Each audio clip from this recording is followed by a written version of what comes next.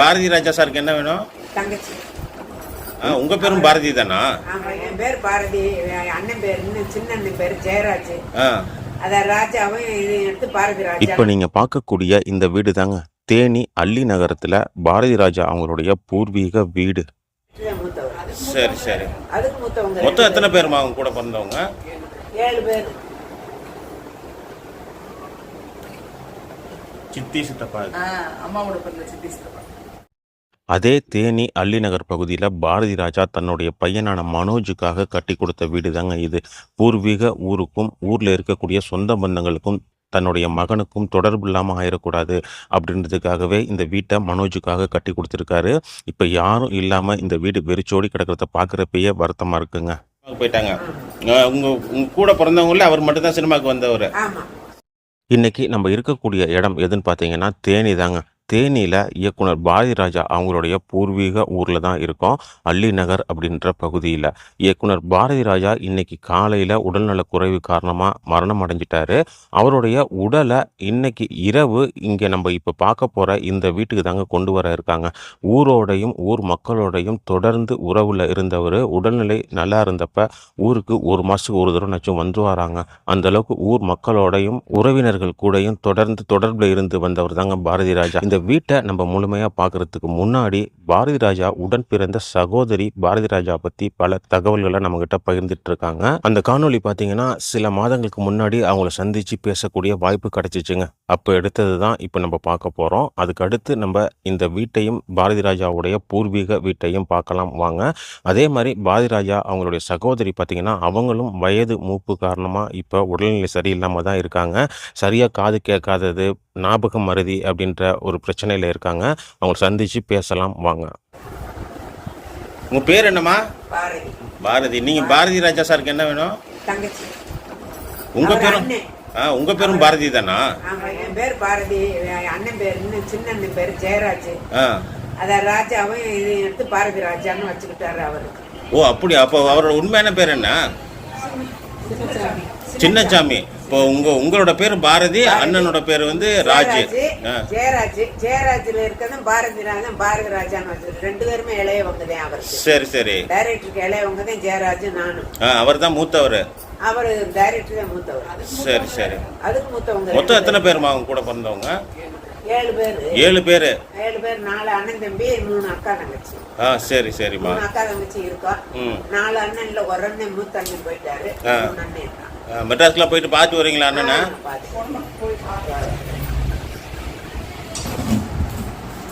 அவங்க அப்பா அம்மாவா பாரதி ராஜா சார்? இல்ல சித்தி.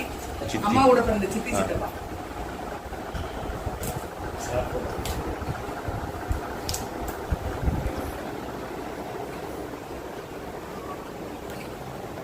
சித்தி சித்தப்பா. அம்மாவோட பிறந்த சித்தி சித்தப்பா.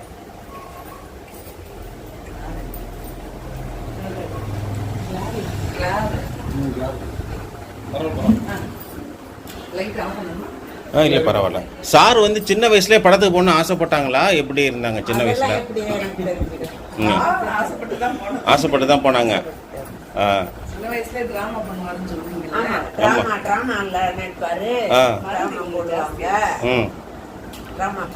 டிராமா போட்டு இருந்தாங்க. அதுக்கப்புறம் அப்படியே சினிமாவுக்கு போயிட்டாங்க. உங்க கூட பிறந்தவங்கள அவர் மட்டும் தான் சினிமாவுக்கு வந்தவர். சரிம்மா சரிம்மா. போய் பார்ப்பீங்களா சாரை? போய் பார்ப்பீங்களா சென்னையில்? உடம்பு முடியாம இருக்கிறீங்களா? ஆமாம் ஆமாம். சரி சரி சரிம்மா, ரொம்ப நன்றிம்மா. இப்போ நம்ம பார்க்கக்கூடிய இந்த வீடு தாங்க தேனி அள்ளி நகரில் இருக்கக்கூடிய பாரதி ராஜா அவருடைய பூர்வீக வீடு, பூர்வீக சொத்து எல்லாமே இது தான். இப்போ நம்ம அவங்களுடைய சகோதரியை சந்தித்து பேசணும் பார்த்தீங்கல்ல, அந்த வீட்டுக்கு அப்படியே பின்புறமாக பாரதி ராஜாவுடைய இந்த வீடு இருக்குது. இந்த இடத்துல பழைய வீடு வந்து ஓட்டு வீடாக இருந்திருக்குதுங்க. பாரதி ராஜா சினிமாவுக்கு வந்த பிறகு அந்த வீட்டை இடிச்சிட்டு இந்த இடத்துல தனக்காக ஒரு வீடு கட்டியிருக்காரு. பாரதி ராஜா சென்னையிலேருந்து தன்னுடைய சொந்த ஊரான அள்ளி நகருக்கு வந்தார்னா குடும்பத்தோட இந்த வீட்டில் தாங்க தங்கியிருப்பாராம். அதன் பிறகு பார்த்தீங்கன்னா அவருடைய பிள்ளைகள்லாம் வளர்ந்து அவங்களுக்கு திருமணம் ஆகக்கூடிய அந்த காலகட்டம் வர்றப்ப கரெக்டாக நம்ம இருக்கக்கூடிய இந்த அள்ளி நகர்லேருந்து பார்த்தீங்கன்னா 2 கிலோமீட்டரில் தேனியில் வந்து பார்த்தீங்கன்னா ஒரு பெரிய பங்களா ஒன்று கட்டியிருக்காருங்க.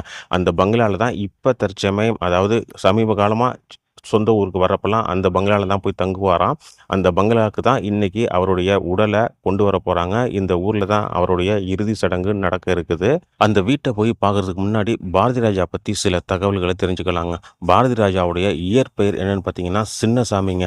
முதலேயே அவங்களுடைய சகோதரி குறிப்பிட்டிருந்தாங்க. அதாவது பாரதி ராஜாவுடைய இளைய சகோதரி, இளைய சகோதரன், அவங்க 2 பேருடைய பெயரையும் கலந்து தான் பாரதி ராஜா தன்னுடைய பெயரை பாரதி ராஜான்னு சூட்டிக்கிட்டாருன்னு அவங்க சகோதரி சொன்னதை நம்ம கேட்டிருப்போம். உண்மையிலேயே நமக்கு இது ஒரு புது தகவலாக தாங்க இருந்துச்சு. இவர் பார்த்தீங்கன்னா ஜூலை 17, 1941 நம்ம இப்போ பார்க்கக்கூடிய இந்த அல்லிநகரம் பகுதியில் இந்த வீடு இருக்குது பார்த்தீங்கல்ல, இதே இடத்துல அவங்களுடைய பூர்வீக வீடு, பழைய ஓட்டு வீடு இருந்திருக்கு. இந்த வீட்டில் தாங்க பாரதி ராஜா பிறந்திருக்காரு. இவருடைய தந்தை பெயர் பார்த்தீங்கன்னா பெரிய மாயத்தேவனுங்க. தாயார் பெயர் மீனாட்சி அம்மாள். மீனாட்சி அம்மாள்னு கூப்பிட்டாலும் அவங்களுடைய இயற்பெயர் வந்து கருத்தம்மாளுங்க. தன்னுடைய அம்மா பேர்லேயே கருத்தம்மாள் அப்படின்ற ஒரு படத்தை இயக்குனாருங்க. பெண் சிசுக்குலையை முன்னிறுத்தி எடுக்கப்பட்ட அந்த படம் மிகப்பெரிய அளவில் ஒரு வெற்றி படமாக அமைஞ்சிச்சு. இவருடைய மனைவி பெயர் சந்திரலீலாங்க. இவருக்கு வந்து மனோஜ், ஜனனி அப்படின்னு 2 பிள்ளைகள். மனோஜ் நடிகர், உங்கள் எல்லாருக்குமே நல்லா தெரிஞ்சிருக்கும். கடந்த ஆண்டு தான் உடல்நிலை சரியில்லாமல் அவர் அகாலம் மரணம் அடைஞ்சாரு.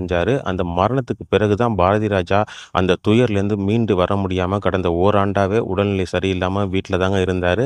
இப்போ அவரும் மரணம் அடைஞ்சிருக்காருங்க. 1977 16 வயது நிலை அப்படின்ற படத்தை இயக்கி தமிழ் மக்களிடையே மிகப்பெரிய பிரபலமான ஒரு இயக்குனராக உருமாறினாருங்க. அது வரைக்கும் தமிழ் மக்கள், சினிமா ரசிகர்கள் பார்த்திடாத கிராமத்தை ரொம்ப தெளிவாக ராவாக படம் பிடிச்சு காமிச்சிருந்தாருங்க. அதன் பிறகு தமிழ் சினிமாவுடைய கண்ணோட்டமே மாறிடுச்சுங்க.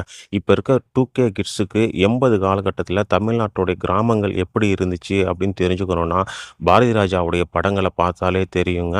அந்த அளவுக்கு அவருடைய படங்களில் அந்த காலகட்டத்தில் தமிழ்நாட்டில் இருக்கக்கூடிய கிராமங்களை ரொம்ப ராவாக படம் பிடிச்சு காமிச்சிருப்பாருங்க. 16 வயது நிலை, முதல் மரியாதை, மண் வாசனை, கிழக்கே போகும் ரயில்னு இந்த படங்கள் எல்லாம் பார்த்தோன்னா ஒவ்வொன்றும் பார்த்தீங்கன்னா ஒரு டாக்குமெண்ட்ரி தாங்க. பழங்காலத்து கிராமங்களை பார்க்கணுன்னா இவருடைய இந்த படங்களை பார்த்தாலே தெரியும். அந்தளவுக்கு ஒவ்வொரு படமும் ஒரு ஆவணப்படம்னே குறிப்பிடலாம். அந்தளவுக்கு கிராமங்களை ரொம்ப தெளிவாக காமிச்சிருப்பாரு. இன்னைக்கு இரவு அவருடைய உடலை இந்த வீட்டில் தாங்க கொண்டு வந்து வைக்க இருக்காங்க, மக்கள் இறுதி அஞ்சலி செலுத்துறதுக்காக. அதனால நிறையா மக்கள் வருவாங்க அப்படின்றதுனால இந்த வீட்டை சுத்தப்படுத்தக்கூடிய பணியை ஆரம்பிச்சிருக்கிறாங்க. சுத்தப்படுத்தி இன்னைக்கு இரவு அவருடைய உடலை இந்த வீட்டில் கொண்டாந்து இறுதி அஞ்சலிக்காக வைப்பாங்க. அதே சமயத்தில் அவருடைய பூர்வீக வீடு பார்த்தோம்ல, அங்கே வந்து பார்த்திங்கன்னா வசதி பத்தாது அப்படின்றதுனால இங்கே கொண்டு வர்றாங்க. ஆனால் அவருடைய உடலை இங்கேருந்து 2 கிலோமீட்டரில் இருக்கக்கூடிய அந்த அல்லிநகர் அப்படின்ற பகுதியில் உள்ள இடுகாட்டுக்கு எடுத்துகிட்டு போயிட்டு தான் அவருடைய இறுதி சடங்கு செய்யப்பட இருக்குதா சொல்றாங்க. பாரதி ராஜா பார்த்தீங்கன்னா ரொம்பவே ஒரு தன்னம்பிக்கை உள்ள இயக்குனர்களுங்க. இன்னைக்கு உள்ள இயக்குனர்கள்ட்ட இல்லாத ஒரு தன்னம்பிக்கை பாரதி ராஜா கிட்ட என்ன இருந்துச்சு அப்படின்னு பார்த்தீங்கன்னா, இன்னைக்கு இருக்கக்கூடிய இயக்குனர்கள் யாருமே பார்த்தீங்கன்னா அவங்களுடைய படங்களில் வந்து எவ்வளவு பெரிய இயக்குனராக இருந்தாலும் சரி, அவங்களுடைய படங்களில் புதுமுக கதாநாயகியை அறிமுகப்படுத்தவே மாட்டாங்க. வேற தெலுங்குலேயோ மலையாளத்திலேயோ கன்னடத்திலேயோ அறிமுகமாகி அங்கே பெரிய அளவில் அவங்க பேர் வாங்கியிருந்தா மட்டும்தான் தமிழில் இவங்க கூப்பிட்டு வந்து இவங்களோட படத்தில் ஹீரோயினாக அறிமுகப்படுத்துவாங்க. ஆனால் பார்த்தீங்கன்னா பாரதி ராஜா அவருடைய ஒவ்வொரு படங்கள்லையுமே பார்த்தீங்கன்னா புதுமுகங்களை அறிமுகப்படுத்துவார். அதே மாதிரி பார்த்தீங்கன்னா கிழக்கே போகும் ரயில் அப்படின்ற படத்தில் ராதிகாவை அறிமுகப்படுத்துகிறப்ப ராதிகா வந்து வெளிநாட்டிலேருந்து வந்திருந்தாங்க. அவங்களுக்கு சரியாக தமிழ் கூட பேச தெரியாது. அப்பேற்பட்ட ஒரு ஹீரோயினை அவ்வளவு ஒரு கிராம சம்பந்தப்பட்ட ஒரு படங்க. அந்த படத்தில் வந்து அவங்கள அறிமுகப்படுத்துறது மட்டும் இல்லாமல் அந்த படத்தில் அவங்களுடைய சொந்த குரல்லையே பேச வச்சிருப்பாரு. அந்த அளவுக்கு வந்து அவருடைய இயக்கத்தின் மேலே அவர் மிகுந்த தன்னம்பிக்கை உள்ளவர் அப்படின்றதுக்கு இந்த படங்கள்லாம் வந்து உதாரணங்க. இந்த அளவுக்கு தன்னம்பிக்கை உள்ள இயக்குனர்கள் இன்னைக்கு இருக்காங்களான்னு கேட்டால் கேள்விக்குறிதாங்க. அந்த அளவுக்கு ஒரு இமாலய இயக்குனர், தமிழ் திரை உலகையே புரட்டி போட்டு புத்துயிர் ஊட்டினவர் தான் இயக்குனர் பாரதி ராஜா. அப்பேற்பட்ட மகா இயக்குனர் இன்னைக்கு அவருடைய அகால மரணம்ன்றது தமிழ் திரை உலகுக்கு மிகப்பெரிய ஒரு அதிர்ச்சி தாங்க. என் இனிய தமிழ் மக்களே, செண்பக மலர்களையும் செவ்வந்தி பூக்களையும் உங்கள் வாசல்களிலே பொழிந்து வாசம் பரப்பிய இந்த பாரதி ராஜா